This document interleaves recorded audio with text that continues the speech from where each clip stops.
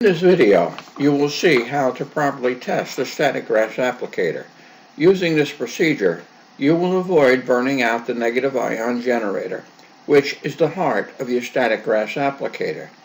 If you want to be safe and not sorry, watch this video. The white box shows what the static field generator looks like after the kit is assembled. To test the unit, a vegetable strainer is connected. We use a vegetable strainer because of the advantages of the vegetable strainer over the typical shaker hopper. Watch my other videos and you'll see what I mean. A 12-volt power supply from a discarded appliance powers the static field generator. We do not rely on the manufacturer's data. Often that which is labeled 12 volt puts out as much as 18 volts and more. We measure the voltage to be sure that it is under 12.5 volts. Voltages over 12.5 volts will burn out the anion generator. The ground wire is attached to the metal pan.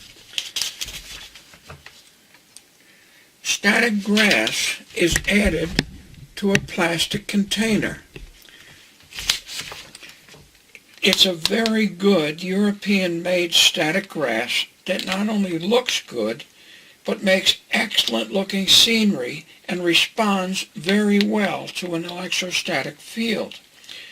You can get some of that grass through a link below the video. We also sprinkle some of the static grass directly on the pan.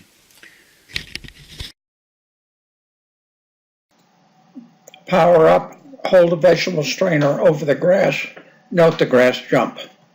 You know your static grass applicator is working.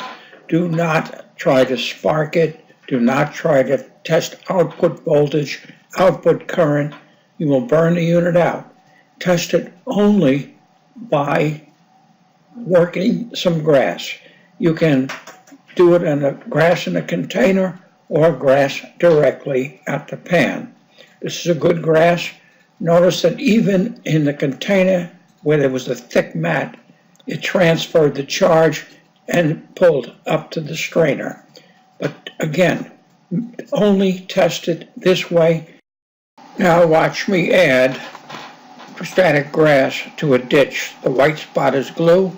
I'm adding static grass of different lengths. I blend in different colors.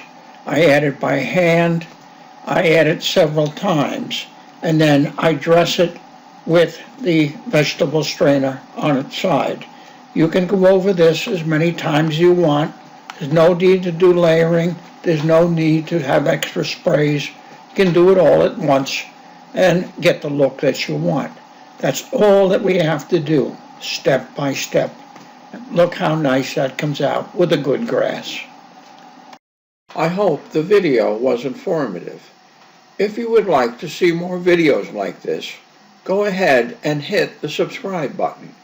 And while you're at it, ring the bell next to the subscribe button, and you will be notified immediately when I post a new video.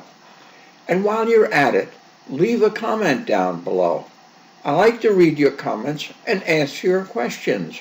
I make videos in response to many of the questions, so please go ahead and leave a comment.